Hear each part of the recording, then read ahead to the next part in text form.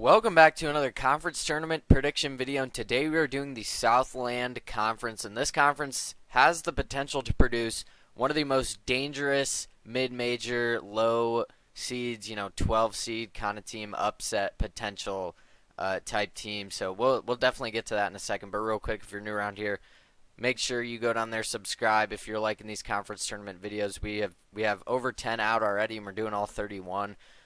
So yeah, subscribe, stay tuned for all of those. We're trying to 1,000 by the end of the year. But let's go ahead and look at the bracket. So there's an 18 bracket formatted.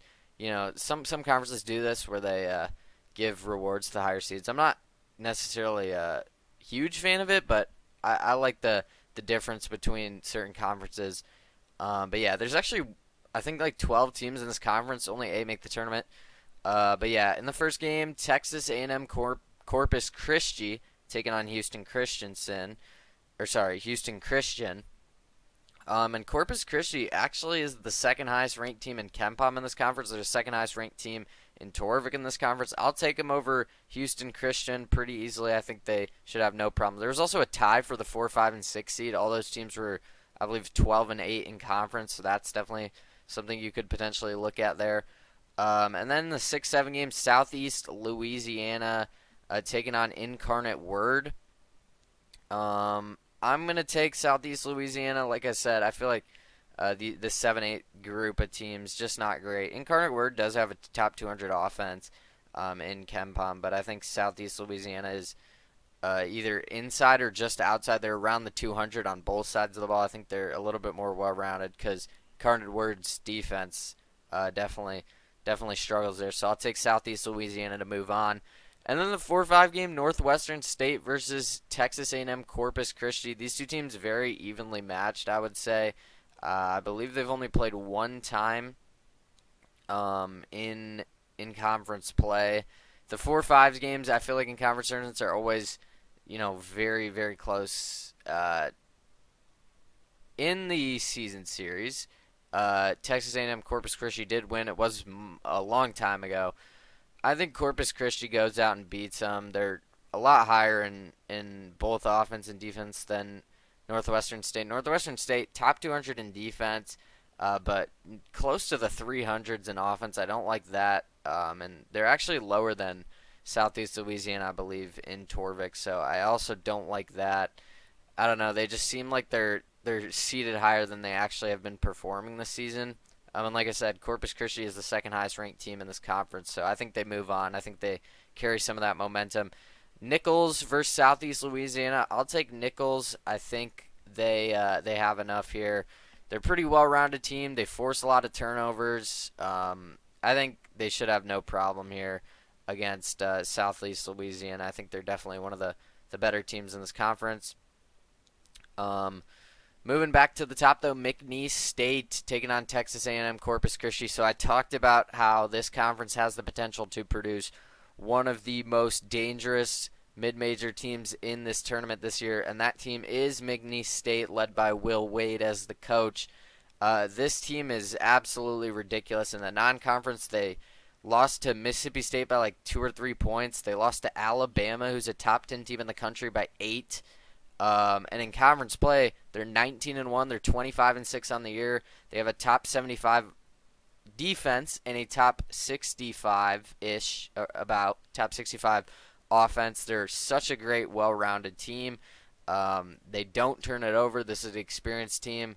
They get a lot of second chance points. I really like McNeese State. I think really their only weakness is their three-point defense. If a team can go out and shoot lights out against them, that's really the only thing I see. But against A&M Corpus Christi, I think they should be fine. I'll take them to win this game. And then Lamar versus Nicholls. I went back and forth on who I wanted here in the 2-3 game. These two teams are third and fourth in Torvik and KenPom. I believe Nicholls is actually ahead of them in both, yeah, but just narrowly. Lamar is close to a top 100 defense, but their offense lags behind at times. The thing about Lamar is their offense is pretty rough unless they can hit their threes, and they have a really good three-point percentage, but they don't shoot them very often. So I think Lamar, they can hit good big shots, but you look at Nicholls, they're a bit more well-rounded, and they actually defend the three very well. So I don't think Lamar will really be able to do much. I think they're just the overall more complete team. I think Nicholls can get themselves to the championship game over Lamar. Just Lamar's offense, besides every once in a while when they have a good shooting night from three, or when they shoot enough threes, they can do something. But I don't know. I think Nicholls is overall better. Lamar actually beat him twice this season, so you could look at that. Their last game was like last week as well. So I think Nicholls third time around. It's hard to beat a team three times. I think they get it. But that sets up a McNeese State versus Nicholls championship game, and I'm going to be honest, this conference really isn't close. This may be the most, I've seen a team be favored in their conference tournament. I think it's McNeese without question. I think they're clearly the best team in this league. They're the only team touching even inside the top 160 in KenPom, and they're all the way up at 59. In KenPom, they're top 70 in both offense and defense. In Torvik, they're about the same, kind of right there. I just think, they're around like bubble teams like West Virginia, Boise State, Colorado State, Nebraska, Utah State, Pitt. They're Drake. They're actually ahead of some of these teams as well. This McNeese State team is so dangerous. I think when they will. I think when they get into the tournament, this is going to be a team that a lot of people are picking to be a 12-5 upset or a 13-4 upset, whatever they get. I'm assuming a 12, but they're very good, 25-6. I don't think this conference is pretty clearly McNeese State to me. But let me know who you guys got. I'm assuming you have the same as me, but maybe, never know. Comment down below who you got in your championship game, who you got winning, and your thoughts just overall for this conference. Love to talk down there. Make sure you subscribe if you're new. Like this video if you made it all the way here. Thank you so much for the support on these videos. It really means a lot. But with all that being said, that is going to do it. And thank you so much for watching.